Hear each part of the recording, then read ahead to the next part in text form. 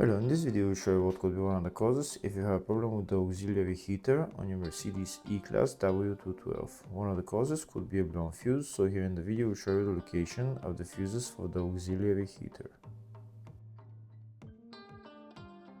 Before I show you the location of the fuses, first I'll show you how to test the fuses, if they're good or bad. I'll show you how to test the fuses using a multimeter and a test light. First, I'll show you how to test the fuses with the test light. For this purpose, we need to turn the ignition on. This is the test light that I'm using. We need to attach the cable of the test light to battery negative or somewhere on chassis ground.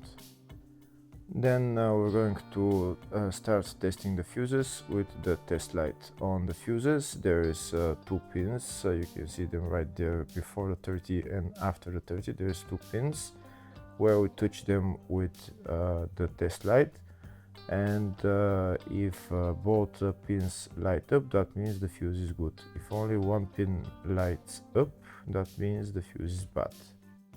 Sometimes none of the pins light up, that means that there is no power going to that fuse.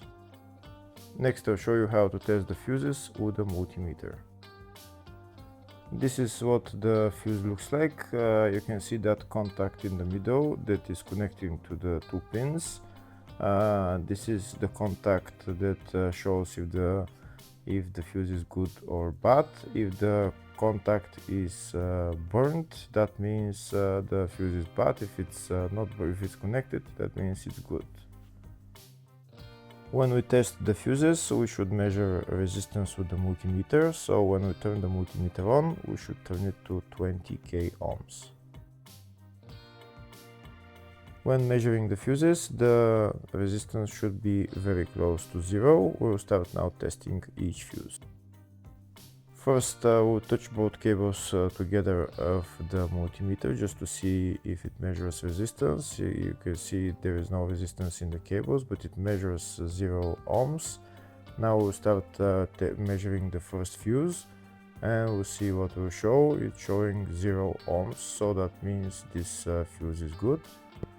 Next, to test the second fuse, it's showing 0 ohms, so that means that fuse is good. Now we'll test the third fuse. Third fuse is also showing 0 ohms, so that means that fuse is also good.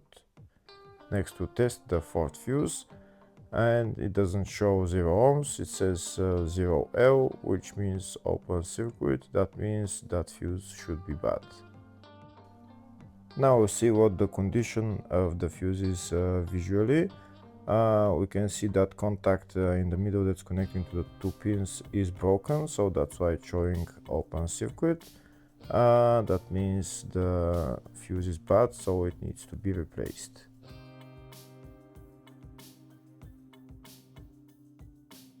Next, I'll show you the location of all the main fuse boxes on this Mercedes E-Class W212. There is one fuse box in the engine bay area, and it's located right there, just underneath this cover.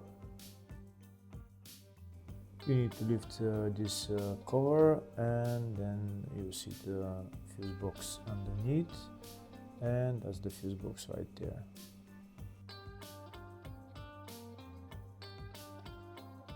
Next, I'll show the location of the other fuse box on this Mercedes E-Class. It's located in the load area, and it's just behind this panel, and that's the fuse box right there.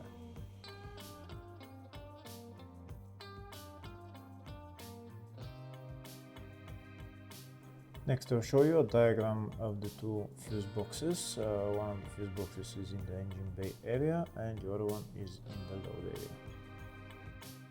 Next, we'll show you the location of the fuses for the auxiliary heater on this Mercedes E-Class W212. The fuses are located in the load area fuse box, and the fuses are F73 and F75.